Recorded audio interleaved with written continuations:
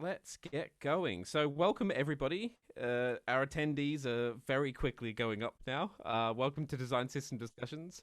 So this is the first of a series of webinars that we at zeroheight are running to dive into the nitty-gritty of how to make your design systems as successful as possible. So in each of these discussions, we're going to invite some of the smartest folks in design systems, as we have done today, to share their wisdom and advice in the form of a panel discussion. So the way today will work is it will kick things off with a few burning questions that we have at zeroheight, because we're hosting it, so we get to ask first, and then we'll pass it over to questions from the attendees. You can put your questions in at the bottom of the Zoom panel, Zoom window. You'll see the Q&A tab. So if you click on there, you can post your questions in there. We'll have the lovely Kat, Katrina, and Jules from zeroheight moderating those and passing them on to me when I can pose those to the panel, which will happen about halfway through the webinar. The chat is open as well, so you can post in there. Everyone can take part. Just please remember to treat everybody with respect. We do have a few people moderating that, so if anybody needs some discipline action, then that will happen. But I'm sure everybody's going to be fine. So today's topic, it's all about adoption, because driving adoption of your design system is obviously one of the biggest concerns that most folks with a design system have. So we thought we'd start with a nice meaty topic, and today we have Amy Hupe, Josh Clark, and Michael Haggerty-Villa with us, but I'll let them introduce themselves properly in a second. And I suppose to start off with, I should introduce myself first. So I'm the moderator today. I'm Luke Murphy. I'm a design advocate at zeroheight. You may know me from Design Opposite Island Disc podcast. Maybe not. I've been switching between product design, product management, and front-end development for the past 12 years, with my last few years focused on ops management and leadership. And now I'm at zeroheight. That's what to talk about for my day job. I also like pina coladas and getting caught in the rain. So over to you, Amy. You can introduce yourself first. Hello. Yeah. So I'm Amy. I am a design system consultant, and I specialize in content design. And I've also dabbled in product management. And I am really excited to be here today. I'm also like pina coladas and getting caught in the rain. So that's nice. And that's about all to say about me for now. Brilliant. Next up, we have Josh Clark.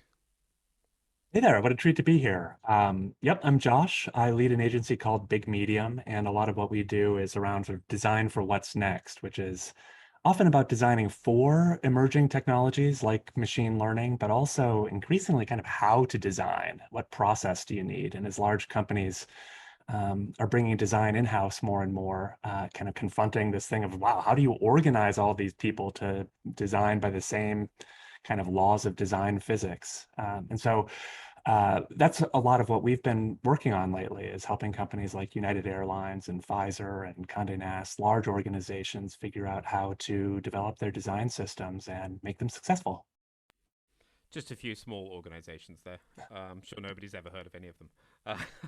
Over to you, Michael. Oh, you're Michael, on mute, Michael. Mute. Sorry, that was my doing. Pesky mute button. Yeah, thank you. There's a little bit of background noise. Thanks for muting me. Hi, I'm Michael Haggerty-Villa, and now that I watched Josh's intro, I realized I need to hire him. So Josh, we'll be talking. I actually am working with the Compass Design System, which is a real estate platform, technology empowered. And before that, I worked for the QuickBooks Design System and the Intuit Content Design System. And I've worked for other small companies like Kaiser Permanente and Disney, all focusing on design systems, content systems, and trying to make them work better. Brilliant, brilliant. Okay, so I suppose the best place to start with any of this is to define what it is that we're talking about. So I suppose the best place to start is, what does adoption actually mean to you in the context of design systems? And I want to hear this from each of you, because I'm sure that there's slight differences. So Amy, I suppose let's start again with you. Sure. So I think adoption, I like to think about adoption quite broadly.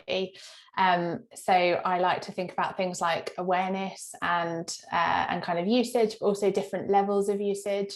So things like following the standards, following the visual style, following the guidelines and the principles that are set out in a design system, as well as using code, which is obviously the kind of the dream and the end goal that we're always aiming for. So I am going to refer to Nathan Curtis a lot during my answers. He's, in case anyone doesn't know, he is a design system consultant based in the US.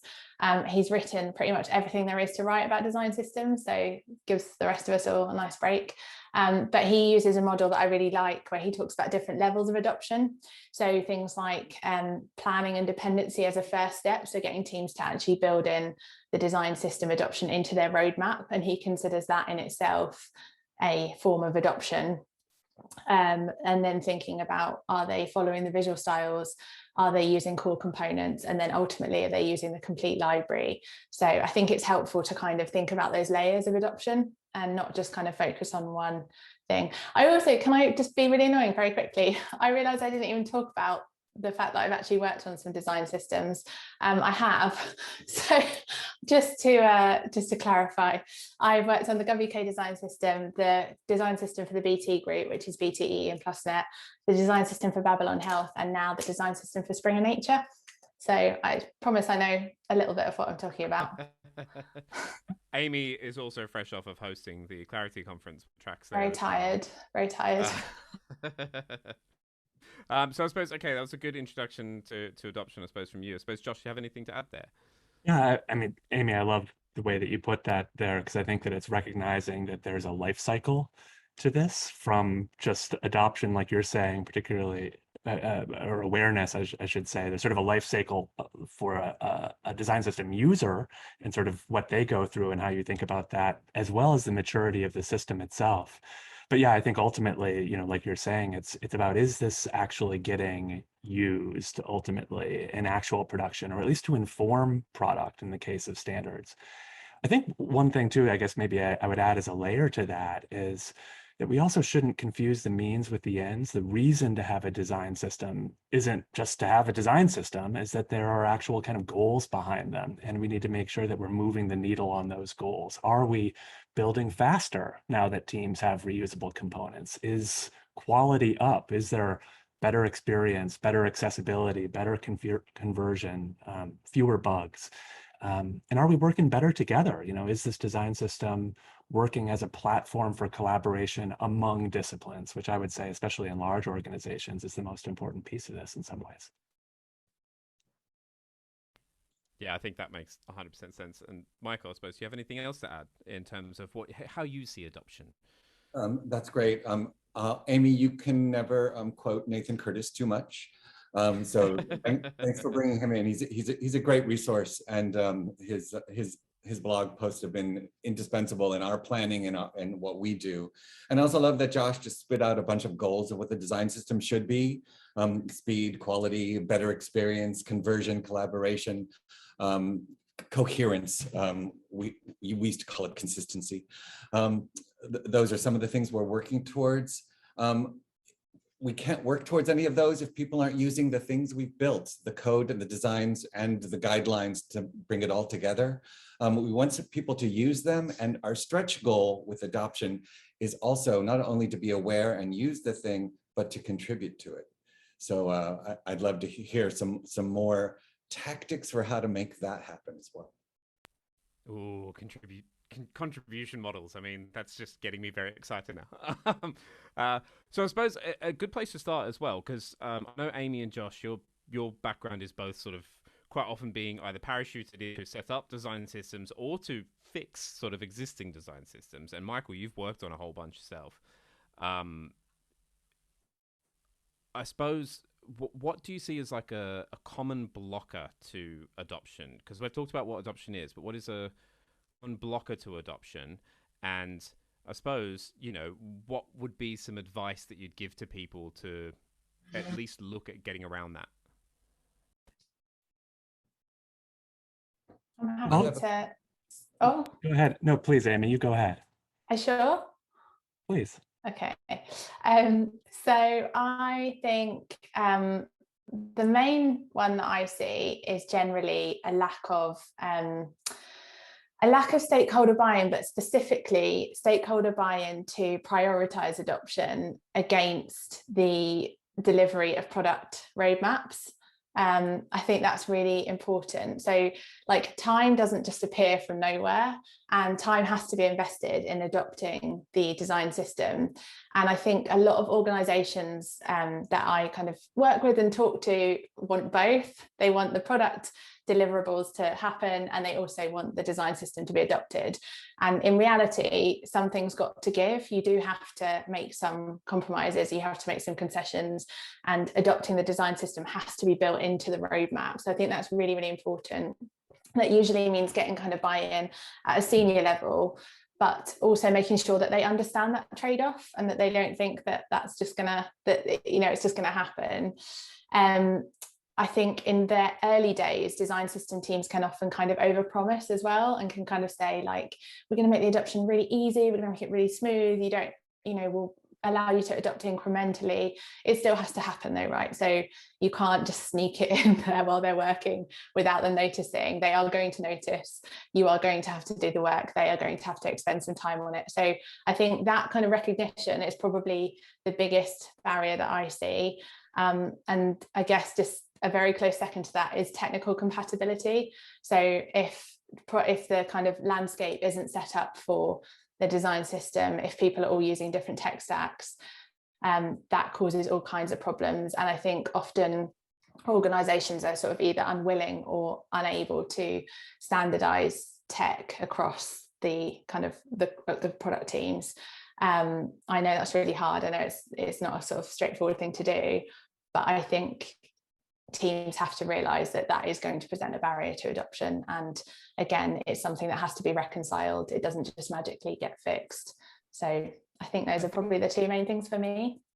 I think it's funny because both of those, and we'll get on to both of yours, Josh and Michael, but I want to dive into this for a second because I think both of those fall under the it's buy-in, really. Like you've got stakeholder buy-in and sort of senior leadership buy-in to make sure that the system actually has a chance to succeed in the first place, because people understand what it is that you're trying to do, and you know you're measuring in a way that you can actually prove success. But also actually getting buy-in from the other teams. I think, you know, one of the problems with design systems is it has design at the beginning, and so a lot of people assume that it's only the domain of the designers.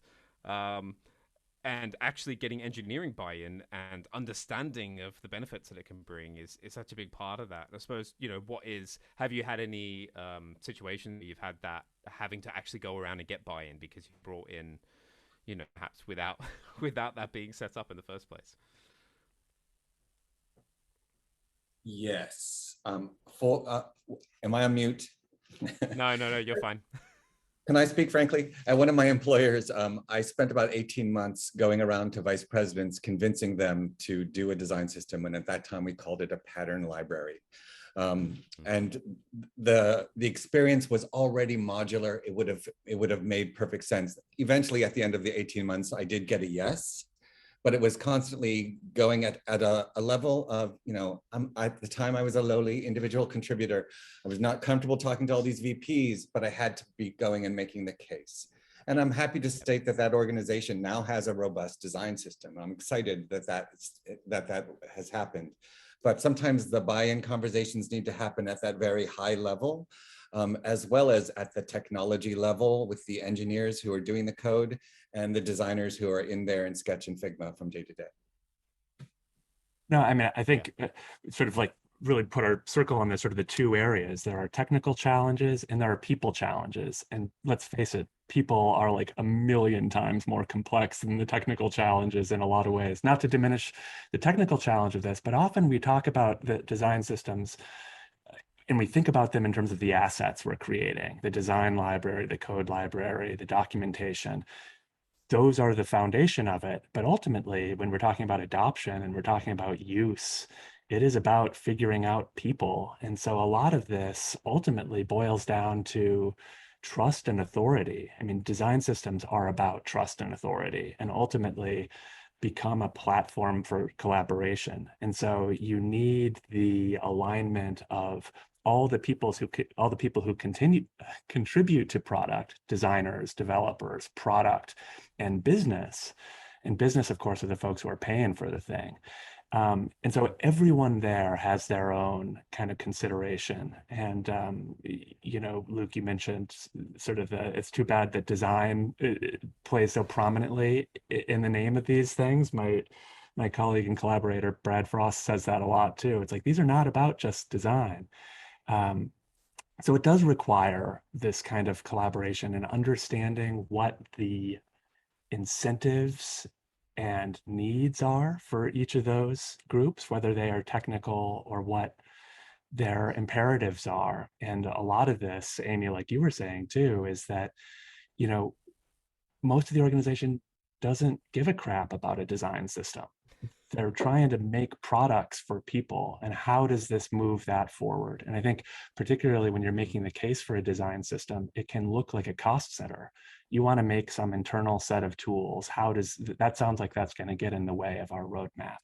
And I think that a big part of what you do to make a design system relevant and used is to put it squarely into that roadmap, which you were suggesting, Amy, is you know, develop the design system by building pilot projects with product and extract the system from that.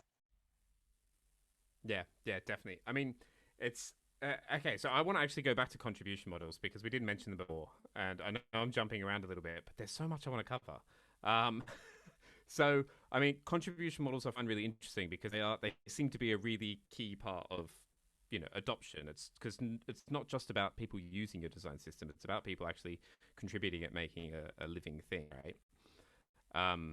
And I know Amy and I did an amazing podcast earlier in this year, that I definitely recommend people go back and check out.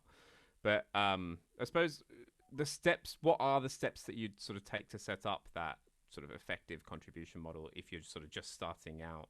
Is it a series of workshops? What kind of workshops are they? You know, what recommendations would you give to somebody around trying to establish an effective contribution model? Well, I'll start. Anybody Quickly. I think it's important just to sort of also sort of understand why this is important too, and that everyone understands what this is. From my point of view, a design system team should be focused on curation, not invention. And that is to say that design systems should first kind of collect, frankly, kind of the boring stuff, the stuff that is used and meets the problems that are hit over and over again. So the design system can say, here's all the boring stuff that for whatever reason, we keep building a button or a card a million times over and over again. Let's just say, let's gather the solved problems and create this repository of institutional knowledge that everyone can kind of share. And what that means then is the design system team isn't responsible for inventing the new gizmo. That sort of, they can collaborate on it, but the idea is that this should represent essentially demonstrated solutions for problems, whether those are standards or code or design patterns. And if you think about that, then that it's sort of, well, if the work is essentially being done by everyone in the organization and the design system team is essentially collecting, curating, and blessing those solutions, then that contribution model is super important. What I think you'll find in any sort of large distributed project, and you see this in open source a lot, is that 90% of the people aren't interested in contributing. They want to use the system. They got work to do, you know, and so I think just a expectation setting is that this will largely be a one-way street of people using the system rather than contributing to it. But there are going to be people who are excited, the burgeoning design system nerds who you want to encourage and cultivate and get their thoughts. I think that no matter what, though, as a structure, you're still going to need some hierarchy. Somebody needs to make a call of, does this belong in the system? Does this meet the standards? Is this solution for this product? Has it been normalized and generalized enough to be a good pattern to serve other products? And so I think in what I've seen to be successful is encouraging a lot of conversation between product teams and a central design system person or team to sort of say, hey, here's what's emerging. Here's how the design system doesn't meet our needs. Here's how we're sort of trying to adjust it. Oh, that's an interesting solution. Either inviting them to contribute it directly or Yeah. pulling it from them. And so it sort of searches for the communication, and then some sort of design system function brings it into the system and makes it applicable to other products. But I think broadly, that is important to sort of have that organization-wide conversation. I think because it's interesting. I think that it's what we're talking about before, where it comes down to people, right? And it's a lot of it is actually communication, and it's making sure that you've got people who are out there advocating for the design system within the organization. It's almost like, I know that this is something that Amy and I have talked about quite a lot in terms of like almost having internal design advocates that are there to do that sort of internal comms around like sharing the advantages of the design system, how it can actually make their lives better. Because a lot of the time, you know, these projects aren't spun up from, you know, the entire design org. It is usually a small part of it going, oh, we need this, and, you know, let's do it. And so you or the do need those developer people org. who are Sometimes yeah, sometimes it comes from yeah, another exactly. proportion. Yeah. I mean, geez, not even just developers and designers. You know, a good design system should be serving everybody in the org, everybody who touches product in the org, right? And it's funny though, because I don't know if I've ever seen. I'd like to see that as a role within design system teams. You know, design advocate that just works talking specifically out. And I suppose that is maybe something that, you know, design ops as a function as well. I know that internal communication is one thing that's a part of design ops teams that's sort of coming up now. I mean, Amy, have you had any sort of experience? Because I know that you're currently sort of having this role at Springer Nature a little bit, right? By accident, yeah. So kind of, yeah. I mean, I will say I know a number of teams are starting to now hire kind of community managers, which I think is sort of the role that you're talking about. So the WK design system that I used to work on now has a dedicated community manager, and he's doing some really fascinating work. You should definitely follow him on Twitter if you don't already. His name is Imran Hussain, and he is I think that role is so important, and I think we knew it was needed for a long time before he was hired and before we got the budget to bring him in. Because like you say, so much of it is people work. It's about going out and getting people excited about it. Just kind of returning to contribution, there's a couple of things I kind of wanted to add there. I think, yes, curation. I think also consolidation. I think that's really, really important. And that's the bit where the kind of standards and the expectation setting come in, because I think that it can be quite jarring when a design system team is first stood up, when they start kind of making decisions and saying, oh, your version of that thing needs to change to this version of that thing. And I think it's about setting expectation that designing reusable system solutions is just a different thing from designing product specific solutions necessarily, but it is different. And I think it's otherwise, if that isn't communicated clearly and that those expectations aren't set, I think that's when you start to create this tension between the system team and product teams.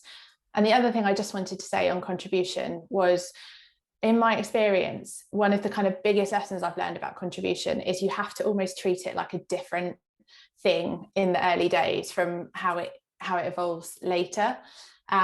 So one of the things that, you know, I really kind of noticed in terms of the comparison between those two stages is that in the latter, like in the later stages of a design system, when the team is more mature, hopefully a bit bigger, hopefully has a bit more time, you can afford to be quite kind of reactive in terms of how you handle contribution. You can have contributions coming into you. Hopefully people will want to do that as well, because once the system is established, it feels worth contributing to. And that takes time, and you have to set aside time to deal with that. In those early days, when you are in those very first stages of kind of curating all the different solutions that are out there and consolidating them, you're going to have less time. You're probably going to be dealing with a smaller team, and you're probably not going to have that established kind of trust and relationship with your users. And I think what can happen is if you start out from day one kind of saying, hey, give us your contributions, you know, we want to see what you've got, it can completely derail your progress in building the system. So I think it's really important to find a way to invite contribution, but in a way that you're in control of. So at Babylon, when I was there, something that we did was we published our kind of component roadmap and said, this is what we're going to be working on in this order.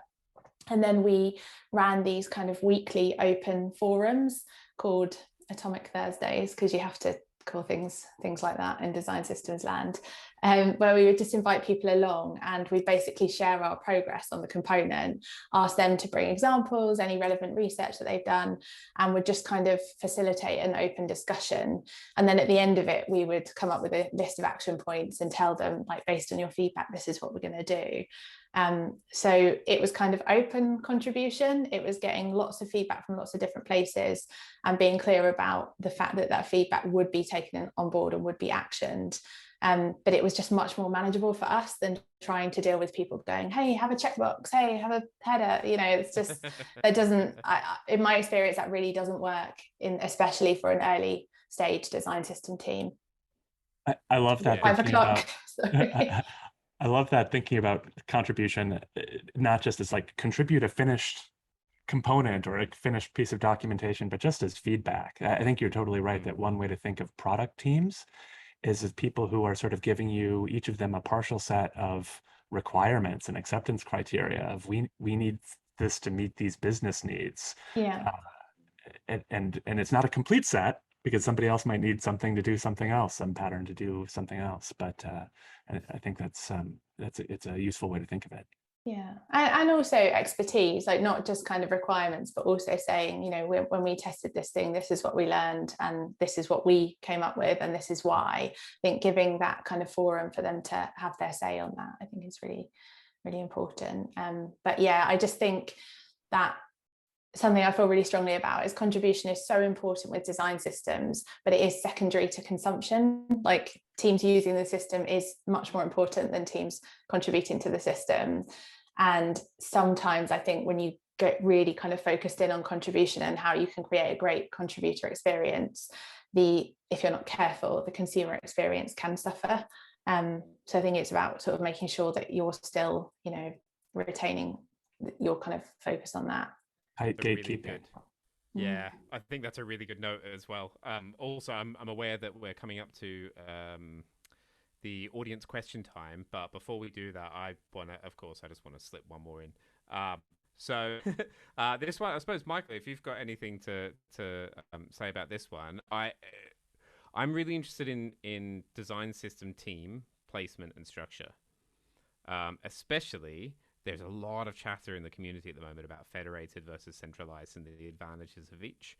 I haven't actually seen a effective federated design system team in the wild. I know that they do exist out there, but I was just wondering, like, do you think that that's important to think about? Do you have any thoughts around that? And also how it actually has an effect on adoption? Absolutely. We actually have established, our design system advocates for adoption. We call them a design system council, and they're people who are peppered throughout the organization. We come to them first. We allow them to contribute by giving us feedback. We think we have this component almost done. Does this match all of the use cases? So they give us that feedback as we do that curation. So that actually helps. We are a centralized team. The danger of having a federated team is once that person is out there in the wild, they can get totally swamped and taken over by whatever product team they are in. So there always needs to be some centralized function. Probably a hybrid is such as what we're starting to do with the Design System Council is a good approach, so that there is some centralized design system function, so that, you know, to do the governance to make contribution work, it really helps to have some centralized resources. Yeah. Brilliant. I'm going to now switch it over to some audience questions, because we've already got so many good ones. And I've got a few here that we can start off with. So the first one's from Robin Whittleton from the IKEA Design System.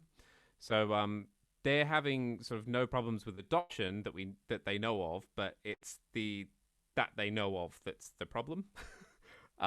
So I suppose, and this is actually, you know, very key. We're going to be covering this off in the next design system discussion, but I think it's probably good to start here. What are your favorite adoption metrics, and how do you gather them, and I suppose report back as well. Who wants to take that first? I can. Josh can. Right. Josh, you go. I got excited because I used to work with Robin, so I just wanted to say hello to Robin. Hi, Robin. I haven't worked with you, but I love you too. I tried to build something with the IKEA design system, and I just sort of wound up with one piece missing and a lot of those little Allen wrench tools. I don't know. I'm not sure that was the best IKEA joke, but there had to be one in there somewhere. Robin, you've probably got some. No, I mean, I think at the top level, there's like just simple usage metrics, right? And we're seeing some tools like Figma starting to have some stats about how things are used and where from a top level thing. And we've at kind of a command line level also built in things into libraries just to sort of show usage of components as well. And that's useful just as a really coarse notion of who is using components and where and what are the hot components and what aren't. At a certain level, there's not a ton of insight there because it's like lots of buttons get used. I mean, it's a lot of it reinforces what your intuition would be at an individual component level, but it still kind of gives you this notion of who's using stuff. But I think the stuff, and I'll sort of come back to what I said at the outset, that I think that there's also these things around the effects of adoption. So it's like, let's be careful to pay attention to, for the teams that are using the system, what effect is it having on their process? The promise we make is it's going to be faster. There's going to be less maintenance. You're going to have higher quality. And that frankly doesn't always work that way if the system isn't well suited to the product or to the team's habits or to the team's workflows or toolkit. And so sometimes it can slow them down. And so I think that one thing is like, let's actually pay attention to what is the effect that this is having on, sorry, friend, I'm going to use like some agile Jira speak, to velocity and burn rate and stuff like that, of sort of what's the before and after for how these things are being used, and are we meeting our promises? And not just in terms of for product delivery, but for quality and conversion. Is this stuff working? Are our accessibility metrics going in the right direction? So I think that as makers of a thing, we're anxious to find out if people are using the thing. But the metric that I would encourage everyone to focus on is, are people getting the value from the thing much more than the use? Because if you're creating this much value from this much use, you're doing great. But if you're creating this much value from this much use, something's going wrong. I think that's so important, and like everything you just said, I agree so hard with it. I think, yeah, like it's one thing that I kind of say to design system teams a lot is that the design system has to reach a certain level of maturity, and it has to have kind of proved its worth before adoption becomes an interesting or useful metric in its own right. And I do agree that needs to be continuous, like Josh was saying. You can't, even if you sort of prove that it's valuable and then you scale it up to every team in the organization, you need to be continually testing that it's still doing the job that you set for it. But I do think that adoption is, I hate to say it because I know we're at a webinar about adoption, but adoption is probably the most boring metric. And I would say don't spend an awful lot of time on figuring out how to just set up something simple. I think that model that I mentioned at the outset that Nathan Curtis proposes, where I think he identifies 4 different levels of adoption that are very easy to identify.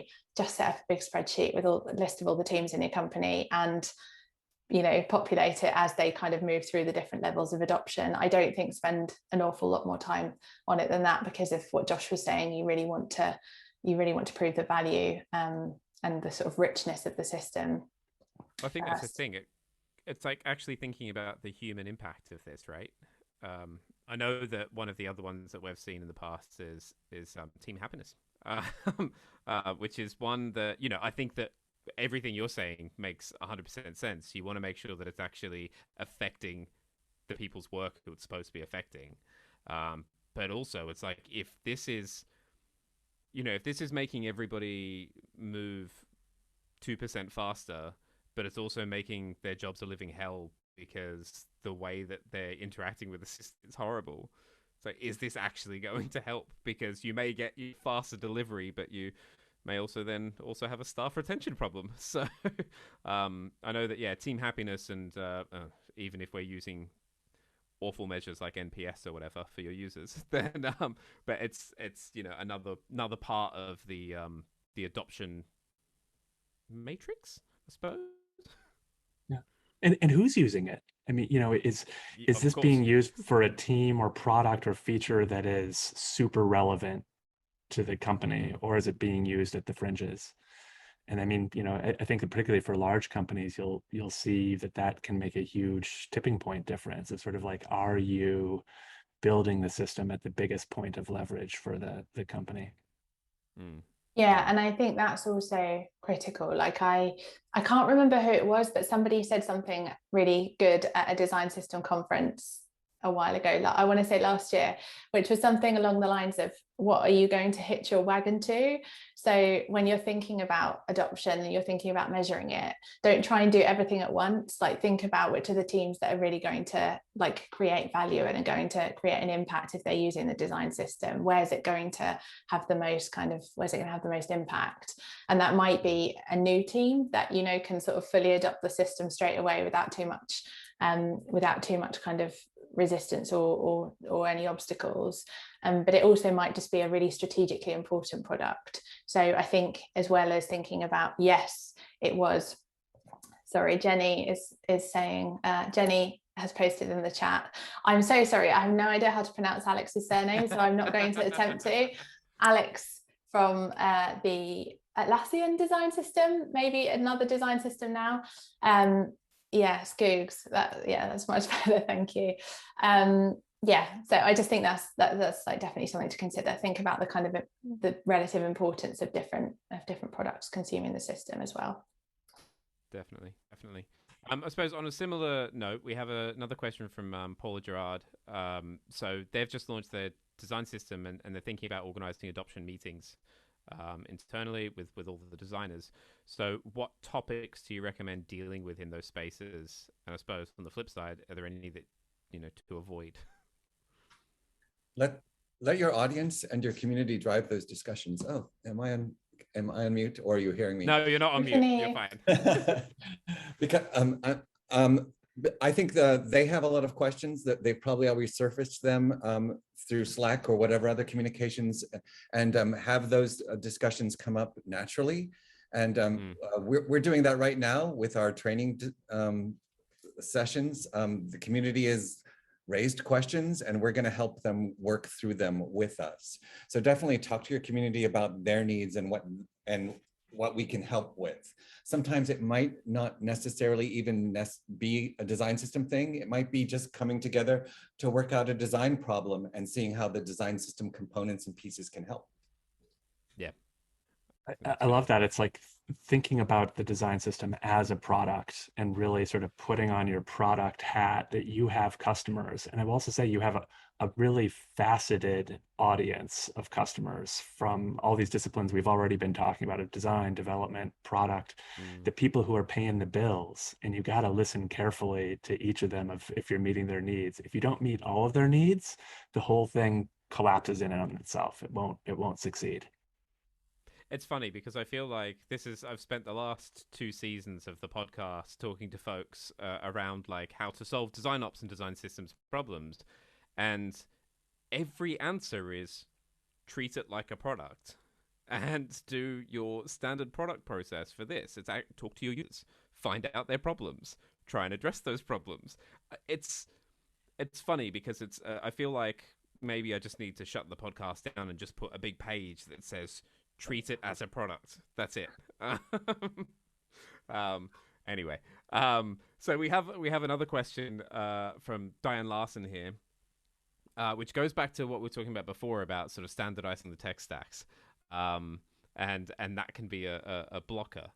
So what happens when you just can't standardize the tech stacks fast enough for adoption of the design system to happen? How do you get around that, I suppose? Can I just say that, oh, so sorry, I keep butting in. I promise I'll be quick. All I was going to say is I just want to clarify that the tech stack not being able to be standardized has been the case for, I think, every design system I've worked directly on. So I don't want to create the impression that it's the thing that is everyone's just standardizing their tech stack before they're bringing in a design system. No. That's not the case at all. That's very, very normal. I think the things that I have felt can help is being flexible with your definition of adoption. So thinking about place value on people just following the standards and the styles and the things that you set, even if that means, it's obviously not ideal, but even if it means that they're kind of creating their own local system that kind of serves that or something, I think it's not without value. So recognize that. And I think the other thing that can be useful is for the design system team to not be afraid to have an opinion about technology. So at Springer Nature, we have just chosen a templating language that I think they held off wanting to do for quite a while because they were like, oh, what if we pick one that isn't compatible with certain teams? Are we going to alienate them? But actually it can be an incentive to switch over and to start to adjust a team's tech stack if you say, you're going to have a slightly superior experience if you can use this technology. So that can just be a nice little nudge. But otherwise, I think it's fine to sort of focus your efforts on new teams who are kind of setting up and who won't have those constraints. I hope that's helpful. I'll be quiet now. Shut up and pay me. One thing I'll say is this is something that we're seeing more and more is people coming to us to say, help us figure out, architect, and build a multi-platform design system, because the reality is, I think, Amy, like you said, it's like teams don't unify their tech stacks before building a design system. And I will also say that they never will, and it will probably get worse. That there's always, if in the web context, if you're building on React, what comes after React? The new and shiny will come after this, and you shouldn't have to throw out your whole design system because your team is interested in experimenting with Vue or something, right?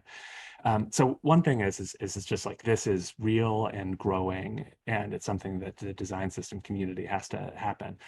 I think Amy's right that design systems are more than a set of assets. They're also a standards body that sort of says, hey, here's how we implement brand standards in a product context. Here is, for example, how we are opinionated about what our naming conventions should be at the API level. And so creating some consistency there. But I will say that within the web context, I think that one of the things that we've had really great success in architecting is using web components as the one source of truth, as canonical elements, and then building light React or Vue wrappers, for example, around that. So you're still building one set of components and elements, and then sort of creating light framework wrappers around each of those. We've had a ton of success about that. But that doesn't solve more fundamental platform differences, like we're working with a broadcast company who's designing for apps and web and TVs, and those are all irreconcilable tech stacks, right? Those are going to be different. And so at that point, it's more, how do you work with each one of those individual verticals to create separate tech stack support on the common foundation of standards that Amy was talking about? Unfortunately, we have those standards which can sometimes unify the experiences, even though we're on 18 different tech stacks or whatever it is. In some cases, 18 tech stacks, 18 different repos for the same product. So this happens, and Amy is not the only one who's experienced that. Every company I've ever been in has had that tech fragmentation. So it's a good thing we have those standards which can help unify. Yeah, definitely. It's and also, yes, just a shout out for web components there as a way to build your UI and designs. I'm just going to say that, and people should listen to the Brad Frost episode when it comes out of the podcast. I like plugging my own stuff. So we have another question from the audience, and I'm apologize in advance if I slaughter your surname, but Anne Doherty, could be Doherty. So it seems like design systems are, positioned to be agents of cultural change in organization. So how do you balance that obligation? Do you mandate it? Do you, should it be more a softly approach?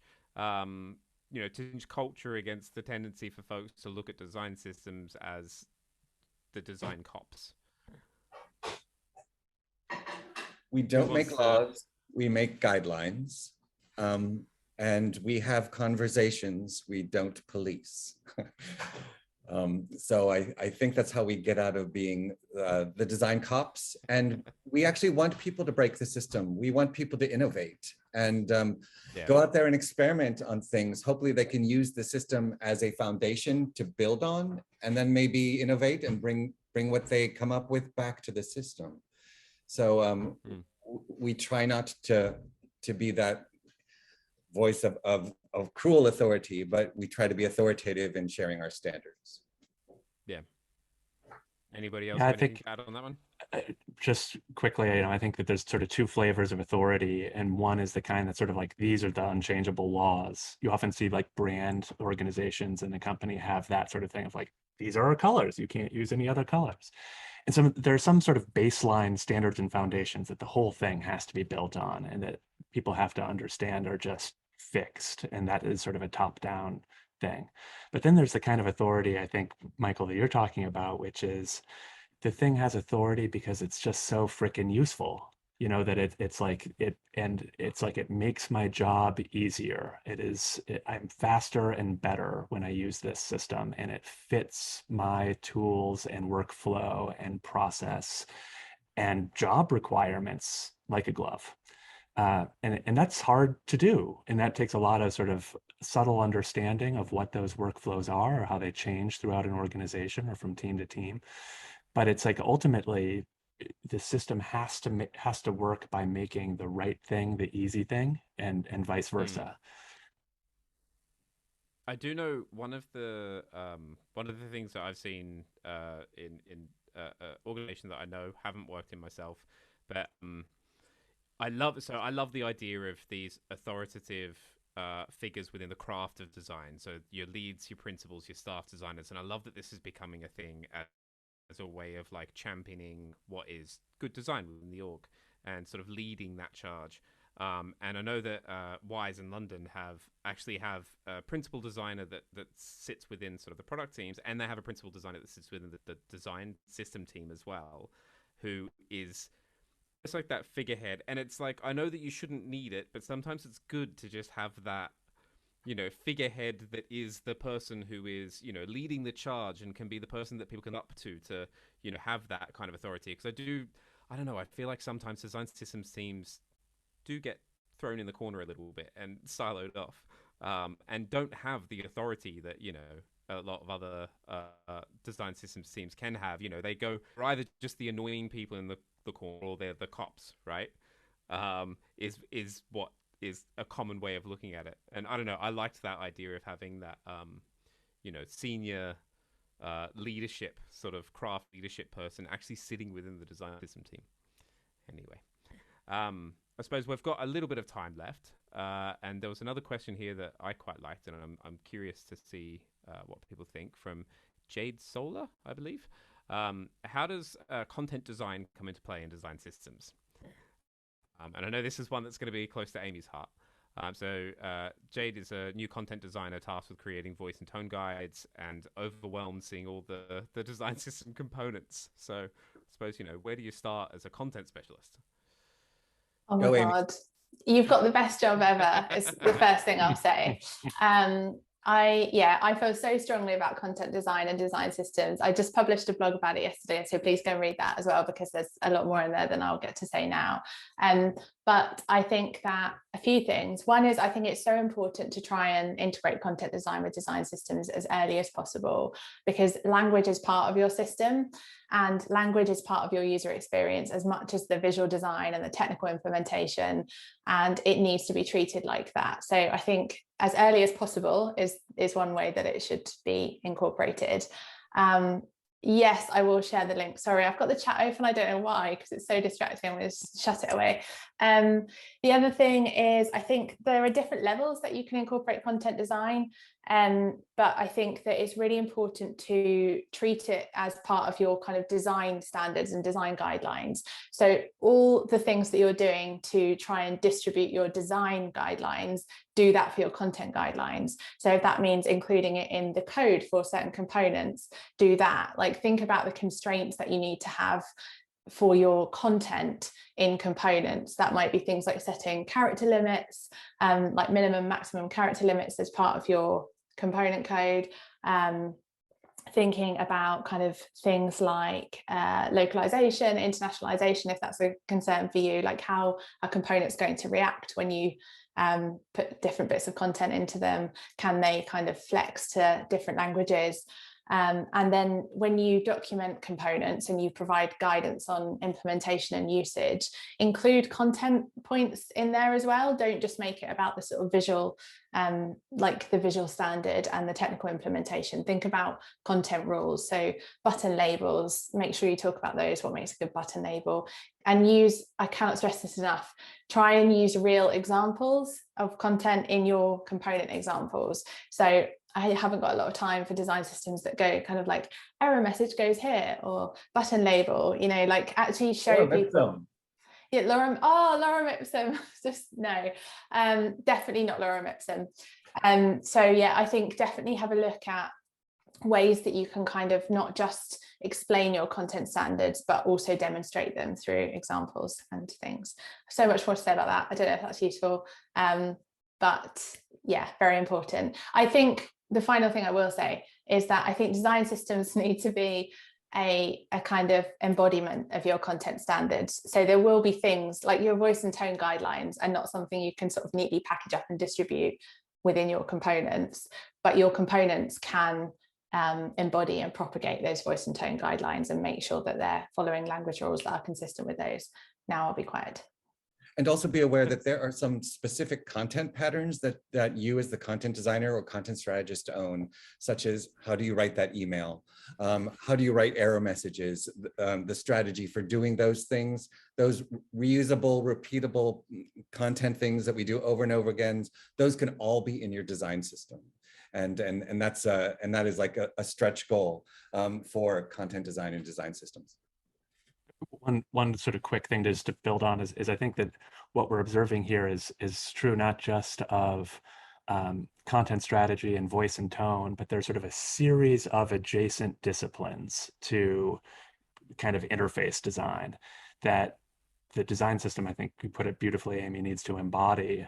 And so think about whether that's accessibility and brand and content and editorial. How do all those, how do you make sure that you're talking to all of those folks? And then sort of from an outside, how are all of those things bundled into a single resource that anybody who's building a digital product can go to find their level, so that the brand center is near voice and tone, is near sort of the design system documentation. Often this stuff is just scattered all over the place and in all different platforms. And this is over here in Confluence, and that is over here in zeroheight, and this is over here in sort of someplace else. And I think that the thoughtful design of how do you tell the story of this is the way we build product at this company needs to be told coherently and in a cross-discipline way, not just within the design system, but around it. Yeah, it's interesting. I think that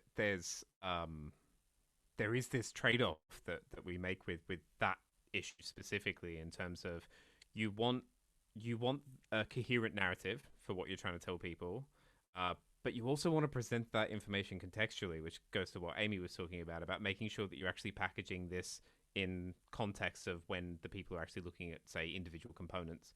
And making sure that comes through. And I suppose that's the challenge, right? It's getting that coherent narrative across in a way that is actually contextually relevant to the user where they are. And yeah.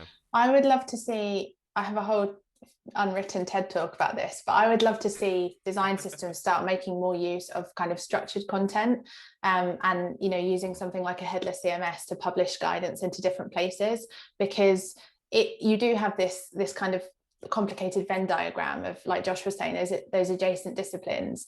You know, all the stuff in design systems is not going to be relevant to content designers, especially if they're in an editorial division of the company or something. And likewise, all the stuff that those content designers working in that editorial division need to know about is not going to be relevant to all design system users. So I think without that kind of structured content and that kind of headless CMS approach, which most design systems don't have, except that there's going to be a little bit of repetition of your guidelines in different places, because you need to do that to create a coherent experience. But push for a headless CMS that publishes into all these different places, because then it's much more maintainable and manageable. But I don't know any organizations that are doing that, and I'd really love to. So if you know of one, please tell me. We are. Just so you know, I have been talking to zeroheight about doing a headless CMS implementation. Absolutely none of the tech, none of the engineering is in place to do it, but we're going to investigate it in 2022. Yeah, I know that it's hire me. I would love to hire you. Amy will do the TED Talk to support it. It's just yeah. There's actually we need it absolutely, because we need the guidelines to be not necessarily in a documentation site. We need the guidelines to be where people are doing the work. If they're in Storybook, if they're in Figma, the guidelines should be right there supporting the workflows. You shouldn't have to go somewhere else to get those. 1000%. I know that this is something we've been talking about this a lot internally at zeroheight, and there was a great article written a few months ago by Chase McCoy, who again was on the podcast, talking about design systems as knowledge graphs, which is just, it blew my mind as a concept, and was something that was just like, why does this not exist? So, you know, I'm let's just say I'm on it internally. So I suppose we're almost at time now. So I suppose to wrap up, as a way of saying goodbye, if each of you can give one tip, recommendation, if it's to go and read something, if it's to make sure that you talk to this person, whatever the recommendation or tip is, let's finish it off there before I go into my final spiel. So let's start with Amy. Oh, I was hoping I could go last. Let her go last. Let me go last. Okay. Yeah. I'll go now. Okay. There we go. Perfect. Talk to your users, and eventually when you get in the office with them, buy them donuts. It works. Build community. It's not just a system, it's a community. I was going to say something similar, which is just to sort of like always be doing your design research. But so I'll come up with a different one, which is I think maybe think about what you're prioritizing over other things. So for an example, I would say that a really good principle for design systems is quality over speed. And that's not to say that speed isn't important, but you're always going to get pressure of, we need this tomorrow. We need this. Can you get this into the system tomorrow? And it's sort of like, do not inject crap into the arteries of your system because you can't get it out. So quality over speed will be my suggestion. I just want to use the quote, do not inject crap into the arteries of your system. I know, I'm going to get that on a t-shirt. Yeah, all right. 100%. I'm turning it into a sticker now. Amy? I've got a good one now. Okay, so think about what is the essence of your system? What is its irreducible core?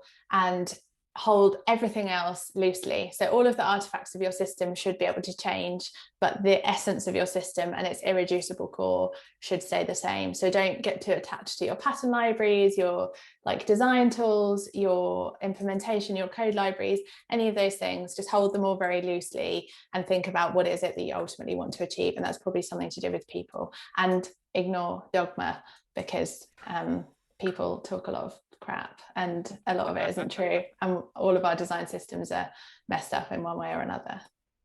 I think it's everybody's design system is unique to them as well, so you know, it's a nice way of what I just said. if it's not, why are you building it, right? I mean, why wouldn't you use material or sort of one of the things that you can kind of grab if it's not unique to you? Exactly. Which is a good question to ask, incidentally. Why are we making this? I mean, that's a great point to wrap it up on, I think, as well. So thank you so much, Amy, Josh, Michael, for joining us today. It's been phenomenal, way too many useful nuggets. So I'm really glad that we're recording today, and we are going to wrap that up into this package and put it online somewhere. And share that with all the attendees afterwards in email. I'm going to try my darndest to get all of the links and references to people out as well into some notes so they're easy to consume. So a shout out to Katrina, Kat, and Jules from Zeroheight as well for manning back channels and prioritizing all of your questions. Couldn't have done it without them. And today has been brought to you by Zeroheight. So we're a system documentation platform. If you want to check us out, you can do so at zeroheight.com. You can build your first style guide for free and have a play. But we'll send all those details in a pop email anyway, as well as all the links for the video and all the links for how to find Amy, Josh, and Michael online as well. We're also announcing our second in the design system discussions in that email. So keep an eye out. The topic is going to be measurement. And we've already got a great panel lined up. I mean, starting with the best is a good way to start. So, I mean, from here, it's like we need to maintain this quality. So keep an eye out for that. And thank you all very much for coming along. Thanks to all of you. I learned a ton from all of you and the chat. Thank you. Thanks all. Thanks, folks. Bye. Take care. Bye-bye.